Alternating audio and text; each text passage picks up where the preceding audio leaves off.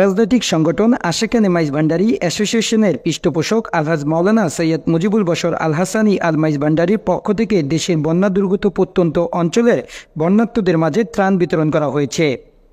গত রবিবার থেকে মঙ্গলবার পর্যন্ত চট্টগ্রাম, নোয়াখালী, ফেনী, লক্ষ্মীপুর সহ কুমিল্লার টাউন হল মোড়ে বৈষম্য বিরোধী ছাত্র আন্দোলনের সমন্বয়কদের মাধ্যমে বিতরণ করার জন্য ত্রাণ হস্তান্তর সহ বুড়িচং উপজেলার সাদকপুর, জগৎপুর ও আশপাশ এলাকার বন্যা দুর্গতদের মাঝে খাদ্য সামগ্রী ও প্রয়োজনীয় ওষুধসহ সম্বলিত প্যাকেট বিতরণ করা হয়।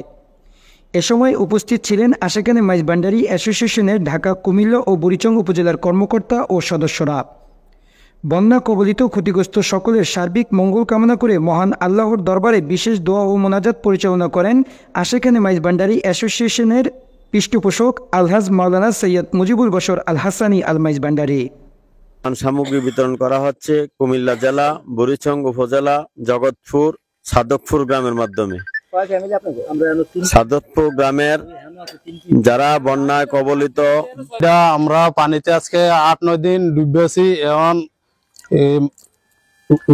সাহায্য পাইছি বন্যা উপলক্ষে। আমার নাম শাহজালাল। পরিবারে কতজন? পরিবার আছে 5 জন। মানে কতদিন যাবত আপনি এই অবস্থা পানিতে ডুবে? আমরা আজকে 9 দিন চলে। মাল সামানা নিতে পারছেন, সরাইতে পারছেন? মাল সামানা সরাইতে পারছি না, মাল সামানা আমরা প্রচুর ক্ষয়ক্ষতি হয়েছে। এই কারণে কি এখন ঘর রেখে যাইতেছেন? ঘর এখনো বাসছে না, আমরা ঘর বাসলে পরবর্তীতে যাই, এখন আরেকজনের বাসায় থাই। আছে আর 2টা ঘর আছে। কোন দিকে ভাই? ওই যে পশ্চিমে। হ্যাঁ ঠিক আছে।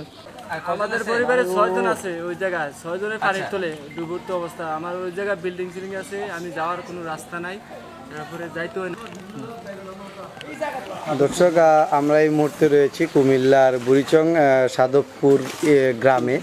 এখানে আপনারা দেখতে পাচ্ছেন যে চতুর্দিকেই পানি বন্দী হয়ে আছে, বন্যার পানিতে প্রায় কয়েকশো ঘর ডুবে আছে। এখানে একটি সংগঠনের পক্ষ থেকে এসছে তাদের খাদ্য সামগ্রী বিতরণ করতে।